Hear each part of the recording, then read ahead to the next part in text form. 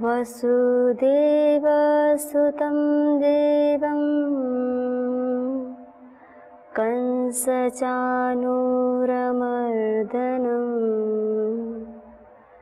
देवकी परमानन्दं नमामि योगेश्वरम्। अखण्डमण्डलाकारं व्याप्तं येन चराचरं तत्पदं दर्शितं येन तस्मै श्रीगुरवे नमः। तस्मै श्रीगुरवे नमः। तस्मै श्रीगुरवे नमः। गीता स्वाध्याय में आप सभी भक्तजनों का हार्दिक स्वागत है। तो हम सभी श्रीमद् भगवद गीता के चतुर्थ अध्याय का स्वाध्याय कर रहे हैं और इसमें योगेश्वर श्री कृष्ण चंद्र जी ने अच्छे प्रकार से कर्म को, कर्म क्या है, अकर्म क्या है, विकर्म क्या है, इसको भली भांति अच्छे प्रकार से स्पष्ट किया है, विस्तार पूर्वक बताया है। अब योगेश्वर जी जो अगला क्रम है जो आज हम स्वाध्याय करेंगे जिस श्लोक का, वह जीवन के लिए एक बहुत ही उपयोगी श्लोक है। अगर एक यही श्लोक हम सभी के जीवन में उतर जाए तो जीवन धन्य हो जाएगा। तो योगेश्वर जी ने बहुत ही एक गीता की जो गहन चिंतन, गहराई है, व्यापकता है का एक अद्भुत जो दिग्दर्शन है वह इस श्लोक के अंदर मिलता है। तो क्या कहते हैं योगेश्वर जी, अब इतना बताया कर्म क्या है, कर्म क्या है, विकर्म क्या है, ये सब बताने के बावजूद अब योगेश्वर जी एक बात बता रहे हैं कि हे अर्जुन, अपने सारे समस्त कर्मों को तुम यज्ञ रूप बना लो और यज्ञ रूप बनाने से जो तेरे सामने जो सारी बाधाएं हैं उनका समाधान मिल जाएगा। तो आइए इस श्लोक को हम श्रवण करते हैं। तो योगेश्वर जी कहते हैं, ब्रह्मार्पणं ब्रह्महवे ब्रह्माग्नौ ब्रह्मणाहुतं ब्रह्मैव तेन गन्तव्यं ब्रह्म कर्म समाधिना। योगेश्वर जी एक गहन चिंतन को, एक जीवन के स्वरूप को हम सभी के समक्ष उपस्थित कर रहे हैं। तो योगेश्वर जी कह रहे हैं इस जो ये श्लोक है, इस श्लोक में जो वेदों का उद्घोष है, जो वेदों का सार है, जो वेदों का तत्व है, उसी का ही इस श्लोक का प्रतिपादन किया गया है। कहें कि उसका ही उद्घोष किया गया। क्या? सर्वम खलु इदम ब्रह्म, अर्थात वह परम पिता परमात्मा इस समस्त संसार के कण कण में विराजमान है। इसी श्लोक को यह श्लोक ही प्रतिपादन कर रहा है। अब योगेश्वर जी कह रहे हैं कि हे अर्जुन, अब ये भी बता दिए कर्म क्या है, क्या अकर्म है, कैसे करना है, कैसे नहीं करना है। अब एक भावना सुन लो। भावना अर्थात हम सभी जानते हैं कि हम जो संसार में जिस भावना से, जिस भाव से हम अपने किसी कर्म का निष्पादन करते हैं, उस कर्म का फल हमें उसी रूप में मिलता है। अगर हमारी जो भावना है वह सात्विक होती है तो हमें सात्विक फल मिलता है। अगर हमारी भावना राजसिक होती है, तामसिक होती है, तो तदरूप ही राजसिक और तामसिक फल मिलता है। तो योगेश्वर जी एक बहुत अच्छी भावना बता रहे हैं, एक बहुत अच्छा भाव बता रहे हैं। क्या? यज्ञ भाव। तो कह रहे ब्रह्मार्पणम ब्रह्मवीर ब्रह्माग्नो ब्रह्मणाहुतम ब्रह्मैव तेन गंतव्यम ब्रह्म कर्म समाधिना। तो योगेश्वर जी क्या कह रहे हैं, देखिए जैसे यहाँ पे इस श्लोक में क्या बताया, अभी मैंने बताया कि जैसे जो एक वेदों का जो मुख्य प्रतिपादन विषय है, जो वेदों का सार है कि समस्त सृष्टि के कर्ण कर्ण में वह परम पिता परमात्मा विद्यमान है, तो उसी को ये श्लोक बता रहा है। तो योगेश्वर जी इसमें क्या दिखाना चाह रहे हैं कि सर्वस्व क्या है। जैसे एक यज्ञ की तुलना करते हैं, जैसे एक यजमान यज्ञ करता है, जब हम यज्ञ कुंड में जिस श्रुवा के द्वारा, जिसको कहें लाइक चम्मच जो होती है उसको श्रुवा बोलते हैं, तो उसके द्वारा जब हम उस यज्ञ कुंड में जब हम घी डालते हैं, तो कहते हैं जिसके द्वारा हम घी डाल रहे हैं, जो श्रुवा है, जो चम्मच है, वह भी क्या है, वह भी ब्रह्म है, और जो घी डाल रहे हैं वह भी ब्रह्म है, और जो अग्नि में डाल रहे हैं वह भी ब्रह्म है, और जो आहुति दे रहे हैं हम हर एक प्रत्येक मंत्र के बाद तो कह रहे वह भी ब्रह्म है। इसी प्रकार ब्रह्माग्नि में मानो ब्रह्म ने ही हवन किया है। क्या बताना चाह रहे हैं कि समस्त सृष्टि का जो एक एक कण है वह कण ब्रह्ममय है, उससे अछूता नहीं है। जैसे कि कोई किसी से पूछे, एक वस्त्र है, जैसे कि मान लीजिए कोई पूछे कि एक प्रश्न करे कि साड़ी में धागे हैं, धागे में साड़ी हैं, तो कोई पूछेगा साड़ी में धागे हैं तो क्या होगा? अगर हम साड़ी से धागे निकाल लें तो साड़ी का कोई अस्तित्व बचता है क्या? नहीं बचता है। ऐसे ही इस समस्त सृष्टि के अंदर वह परम पिता परमात्मा ही विद्यमान है, उसके अलावा कुछ है ही नहीं। तो योगेश्वर जी इसी भाव को प्रकट कर रहे हैं कि देखो बात क्या है कि क्रिया का महत्व है, लेकिन क्रिया को हम किस भाव से कर रहे हैं। क्रिया का महत्व है लेकिन उसका परिणाम कब मिलता है, वो मैंने पहले बताया कि जब मिलता है हम किस भाव से कर रहे होते हैं। तो योगेश्वर जी बता रहे एक यज्ञ की उपमा दी कि जैसे एक यजमान इस भाव से यज्ञ करता है, तो ऐसे ही प्रत्येक साधक, चाहे कोई भी किसी फील्ड में है, चाहे कोई कृषक है, शिक्षक है, कोई भी जिसका जो भी कार्य है, चाहे कोई देश की सीमा पर खड़ा हुआ फौजी है या कोई साधु है, सन्यासी, कोई भी हो, जो भी अपने कर्मों को अगर इस भाव से करेगा, किस भाव से?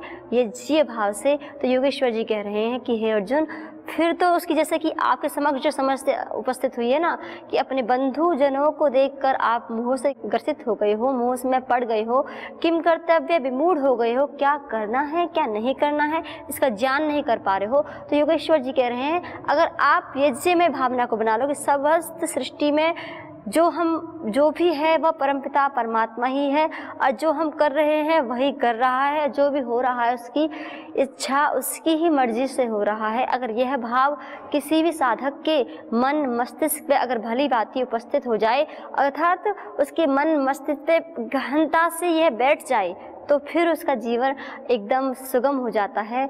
अर्थात जो बाधाएं जो अर्जुन की समस्त आ रही हैं, ऐसी बाधाएं हमारे जीवन में कहीं ना कहीं आती हैं, तो उनका जो समाधान है वह स्वतः हो जाता है।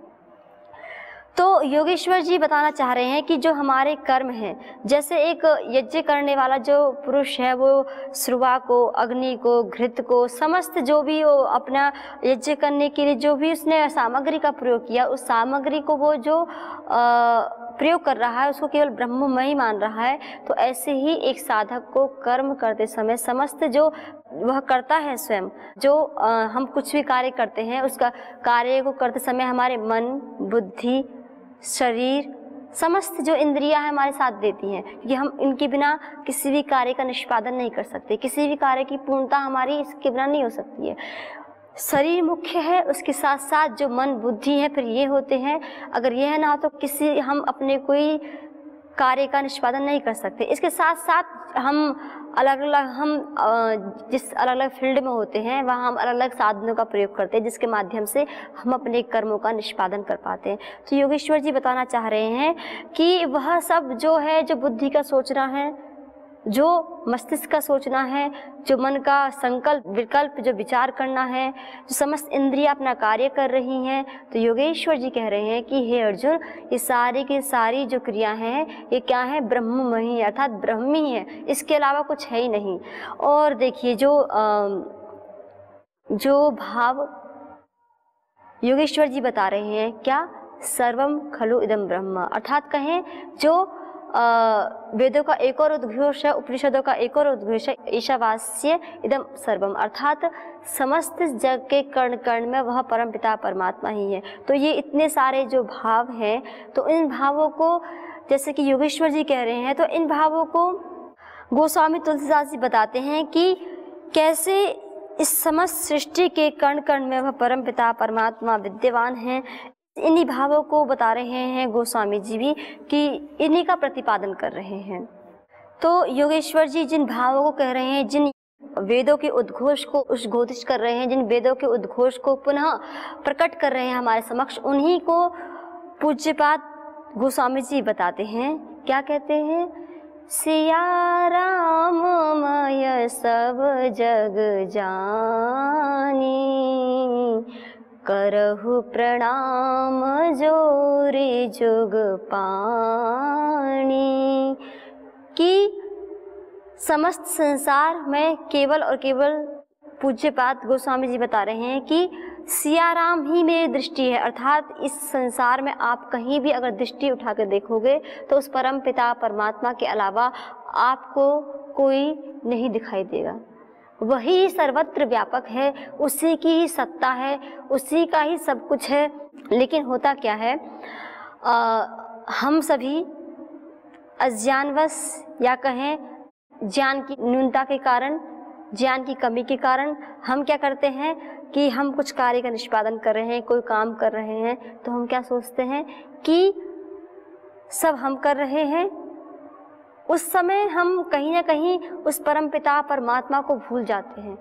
तो पूज्यपाद गोस्वामी जी बता रहे हैं कि हे भक्तजनों, इस समस्त सृष्टि में कोई ऐसा एक कण भी नहीं है कि जहाँ वह परम पिता परमात्मा ना हो, उसी की महिमा है, इसलिए मैं हाथ जोड़ उन्हीं को प्रणाम करता हूँ, ऐसा भाव बताया। और आगे उन्हीं के चरणों में ही मेरी रति रहे, उन्हीं के चरणों में मेरी भक्ति रहे, उन्हीं के चरणों में ही प्रीति रहे। तो इस भाव को आगे प्रकट करते हुए कहते हैं, सीता राम चरण रति मोरे, अनुदिन बढ़ऊ अनुग्रह तोरे।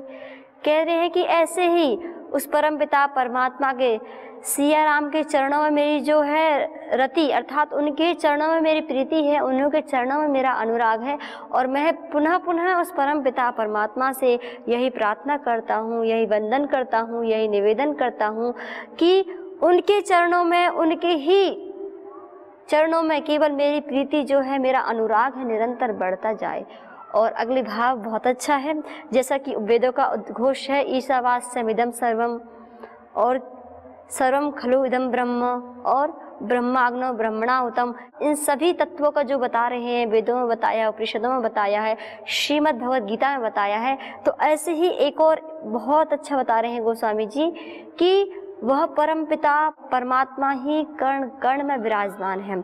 क्या कहते हैं, हरि व्यापक सर्वत्र समाना, प्रेम ते प्रकट होई मैं जाना। हरि व्यापक सर्वत्र समाना, जैसा हमने कहा कि सब कुछ जो हम क्रियाएं कर रहे हैं सब कुछ ब्रह्ममय ही है, उसी भाव को पूज्यपाद गोस्वामी जी बता रहे हैं कि हरि व्यापक सर्वत्र समाना, कि सर्वत्र सृष्टि के समस्त कण कण में वह हरि ही व्यापक है, सभी में समाया हुआ है। और कैसे भाई, इसको देखने के लिए एक दृष्टि चाहिए होती है। जो योगी जन होते हैं, जो महात्मा होते हैं, जो महापुरुष होते हैं, वो इस तत्व को जान जाते हैं और फिर इस तत्व को जानने के बाद फिर उन्हीं में ही इनके भावों में ही रत होकर अपने कर्मों का निष्पादन करते हैं।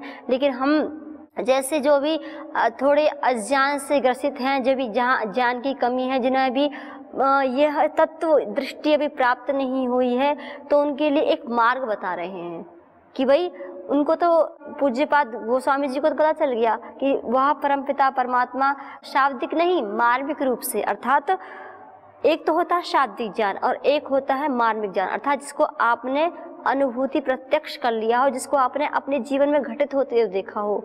तो वह महापुरुष जब कोई भी कोई बात कहते हैं, कोई भी अगर अपने माध्यम से किसी पद्य की रचना करते हैं, श्लोक की रचना करते हैं, कुछ भी अपने माध्यम से कोई वाक्य बोलते हैं, तो वह केवल शब्दों के माध्यम से नहीं बोलते कि शब्द बोल दी, बल्कि वो अपनी अनुभूति को ही बोलते हैं, अपनी अनुभूति को ही अपने कविता में स्वरों में पिरोते हैं।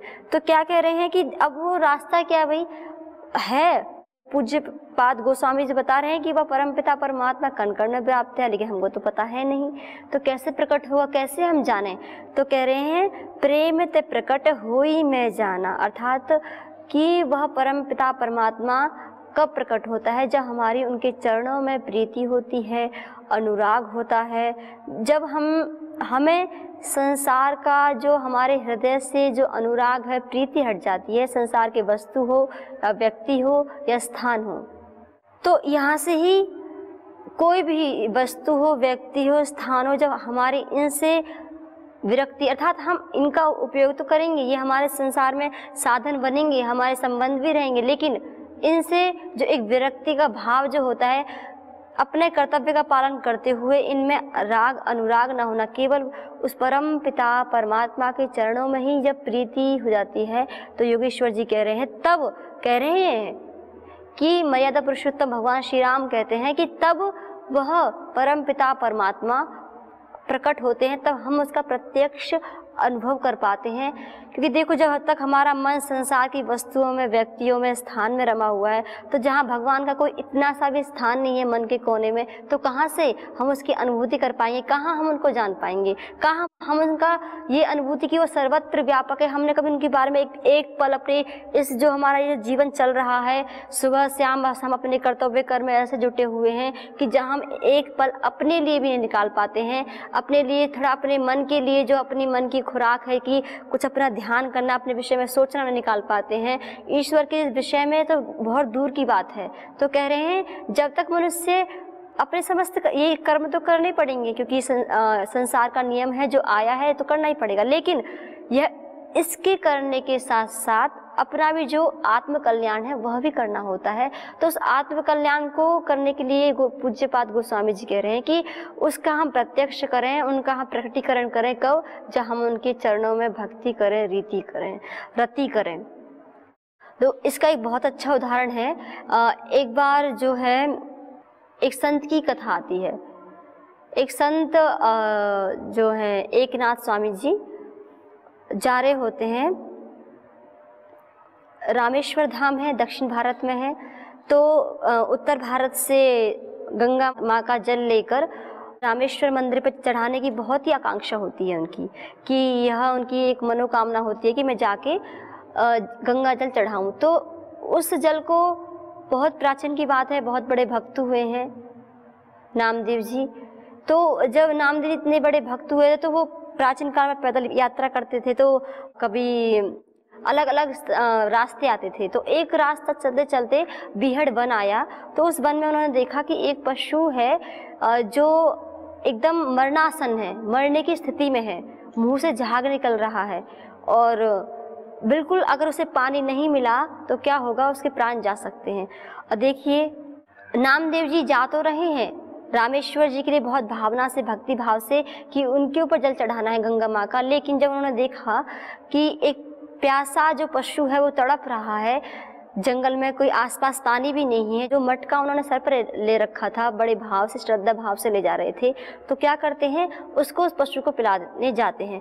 तो उनके साथ और भी भक्त मंडली होती है, तो बोलते हैं कि ये प्रभु आप ये क्या कर रहे हो, कि जिस आप जल को उतनी दूर से रामेश्वर जी के लिए लेके आए हो चढ़ाने के लिए, उसको इस पशु को पिला रहे हो। तो बहुत ही अच्छा उत्तर देते हैं नामदेव जी। कहते हैं कि अगर देखो, मैं इस पशु में उस परम पिता परमात्मा को नहीं देख पाया ना, तो फिर मैं रामेश्वर जाके भी नहीं देख पाऊंगा। तो ऐसी होती है भक्तों की दृष्टि, कि वह प्रत्येक प्राणी में, प्रत्येक जीव में, प्रत्येक सृष्टि के कण कण में ही उस परम पिता परमात्मा को देखते हैं। तो और एक और हमारे समक्ष उदाहरण है, भक्त प्रहलाद का उदाहरण है। भक्त प्रहलाद के विषय में हम सभी जानते हैं, उनके पिता कैसे थे उनके विषय में हम जानते हैं। वो अपने को ही भगवान मानते थे, हिरण्यकश्यपु। तो जब हिरण्यकश्यप पूछते हैं कि कहाँ है तेरा भगवान, तो क्या उत्तर देते हैं? प्रहलाद जी कहते हैं कि मेरा भगवान तो सर्वत्र व्यापक है, क्योंकि वो हिरण्यकश्यप अपने आप को पिता मानता था, अपने ही पुत्र को यह आदेश या आज्ञा दे देता कि आप हरि का भजन मत करो, आप मेरा भजन करो, सर्वत्र मेरी कीर्ति को फैलाओ। क्यों हरि की कीर्ति को फैला रहे हो? तो अगर जब ऐसा करते करते बहुत यातनाएं दी जाती हैं उनके पिता के माध्यम से, क्योंकि वो केवल उनका यही एक दोष था, दोष हम सब की दृष्टि में नहीं, उनके पिता की दृष्टि में दोष था कि वह हरि का भजन कर रहा था, उसके पिताजी का नाम न जप करके। तो उन्होंने बहुत प्रयत्न किए, पहाड़ों से गिराया, हम सभी जानते हैं, अग्नि में जलाया, बहुत कुछ प्रयत्न किए। तो जब एक समय ऐसा आता है, क्योंकि हम सभी जानते हैं इस विषय को भी, कि हिरण्यकश्यप को वरदान होता है कि ना वो दिन में मर सकता, ना रात में, ना बाहर, ना अंदर, तो फिर कहीं भी वो नहीं मर सकता था। तो आप सभी को ये घटना ज्ञात भी है, तो क्या होता है, तब हिरण्यकश्यप एक बार बहुत ही क्रोधित होकर कि वह सर्वत्र प्रहलाद नारायण नारायण हरि हरि करता रहता था, कहाँ है तेरा हरि, अगर तेरा हरि इतना ही है तो अभी देखता हूँ क्या तेरे को बचाने के लिए आएगा। तो बोलता है कहाँ है, तो प्रहलाद कहते हैं कि वह ऊपर भी है, नीचे भी है, दाएं भी है, बाएं भी है, वह मुझ में भी है, तुझ में भी है, सर्वत्र है। तो बोलते हैं क्या इस खम्भे में भी तेरा हरि है, तो बोलते हैं हाँ इस खम्भे में भी है। तो हिरण्यकश्यप उस खम्भे पर प्रहार करते हैं और जैसे ही प्रहलाद ने ये बताया कि इस खम्भे में भी हरि हैं और नरसिंह के रूप में भगवान प्रकट हो जाते हैं। देखो यह एक भक्त की भावना होती है कि जैसी भावना हम करते हैं अवश्य ही उस रूप में ईश्वर हमारे समक्ष उपस्थित हो जाते हैं। लेकिन ये हम सभी के लिए अभी बहुत ही लगता है कि शायद काल्पनिक है, कल्पना से भरी हुई बातें हैं, लेकिन ऐसा सत्य है कि जब बहुत साधना की पराकाष्ठा हो जाती है, हालांकि वह परम पिता परमात्मा सृष्टि के कण कण में निराकार है, वही उसी की सत्ता है, लेकिन फिर भी वह रूप भी धारण कर लेता है अपने भक्तजनों के लिए। तो नरसिंह भगवान प्रकट हो जाते हैं और हम सभी को पता है फिर हिरण्यकश्यप का वध हो जाता है। ना उस समय रात होती है, न दिन होता है, ना बाहर होता है, ना अंदर होता है, दरवाजे की चौखट पे होता है। तो ऐसे उस असुर भाव है उनका विनाश हो जाता है। तो इस कथा से क्या दिखाना चाह रहे हैं कि जैसे कि प्रहलाद को पूछा कि क्या सर्वत्र प्रभु है, तो उन्होंने कहा हाँ है, सब में है। तो भगवान ने ये अपने भक्त का मान रखते हुए यह उदाहरण प्रस्तुत कर दिया कि समस्त सृष्टि में वह परम पिता परमात्मा है। और एक और रामचरितमानस में एक और बहुत अच्छी चौपाई आती है कि स्वयं आदि योगी शिव शंकर जी बताते हैं, संवाद चल रहा होता है कि जो संवाद रामचरितमानस में चल रहा होता है, तो पार्वती माँ भी बैठी होती है और शिव, तो एक संवाद चल रहा होता है। तो अपना अनुभव कहते हैं आदि योगी शिव शंकर, क्या कहते हैं, उमा कहूँ मैं अनुभव अपना, सत हरि भगत जगत सब सपना। क्या कहते हैं, हे उमा, हे पार्वती, मैं आपको अगर अपना अनुभव बताऊं, आदि योगी शिव कहते हैं कि अगर मैं आपको अनुभव बताऊं तो जो हरि के बिना अगर कुछ सोचता है कि मैं हूँ, मैं कर रहा हूँ, मैं यही हूँ, सब कुछ उस परमपिता को बिसरा के अपने आप को ही सब कुछ मान रहे हैं, जो ऐसे हैं, तो कह रहे हैं कि अगर कोई ऐसा मान रहा है ना तो उसके लिए सपने जैसा है। अर्थात बताना चाह रहे हैं कि सत हरि भगत जगत सब सपना। हे उमा, इस संसार में हरि के अलावा कुछ है ही नहीं, अगर हम कुछ मानते हैं वह तो एक सपना ही है। और वेदों में भी ये एक उद्घोष आता है, उपनिषदों में भी आता है कि कहते हैं कि आदि एक प्रसंग आता है कि सृष्टि के आदि काल में वही परमपिता परमात्मा था, उसी से ही समस्त सृष्टि उत्पन्न ही, उसी से ये झरने, नदियाँ, पहाड़, ये तारे, सूरज, सब उसी की ही कला का ही प्रदर्शन है। तो जो ये हम श्लोक पढ़ रहे हैं, ब्रह्मार्पणम ब्रह्मवे ब्रह्मागुणो ब्रह्मणाहुतम ब्रह्मैव तेन गंतव्यम ब्रह्म कर्म समाधिना। तो ये है इसका भाव कि इस समस्त संसार में केवल और केवल सब कुछ ब्रह्ममय है और सब कुछ ब्रह्म का ही है। ब्रह्म अर्थात उस परम पिता परमात्मा का, जिसको हम ईश्वर कहते हैं, गॉड कहते हैं, अलग अलग नाम से हम पुकारते हैं, सब कुछ उसी का ही है और सब कुछ उसमें ही है, उसके अलावा कुछ है ही नहीं, सब कुछ वही है। तो कुल मिला के इस श्लोक का यही ही भाव है। तो आइए सज्जनों, हम सभी भी प्रतिपल अपने जो हमारे इतने सारे जो कर्तव्य हैं, उन कर्तव्य कर्मों को भी हम इसी यज्ञ भावना से करें। जैसे एक यज्ञ पुरुष करता है, सब कुछ ब्रह्ममय देखता है, ऐसे जो आपको भगवान ने साधन दिया है, मन, बुद्धि, अहंकार, शरीर, जो भी आपके पास साधन है, वाणी का सामर्थ्य है, जो भी सब परम पिता परमात्मा का दिया हुआ है, सब कुछ वही है, वही करा रहा है और हम तो केवल एक निमित्त मात्र हैं।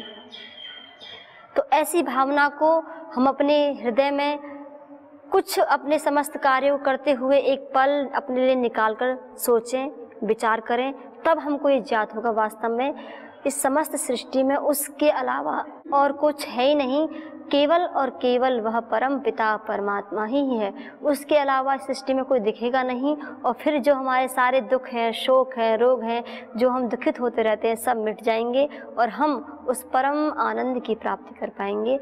तो आज हम योगेश्वर जी की इस परम दिव्य वाणी को यहाँ विराम देते हैं। पुनः हम विचार करेंगे कि योगेश्वर जी और एक साधक के जीवन को और अधिक से अधिक दिव्यतम, यज्ञमय, योगमय और तो और कहें कि ब्रह्ममय बनाने के लिए और हमें क्या साधन बताते हैं।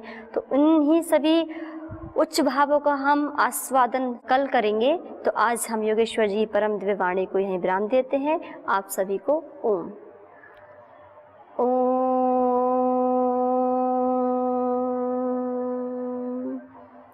शांति शांति शांति।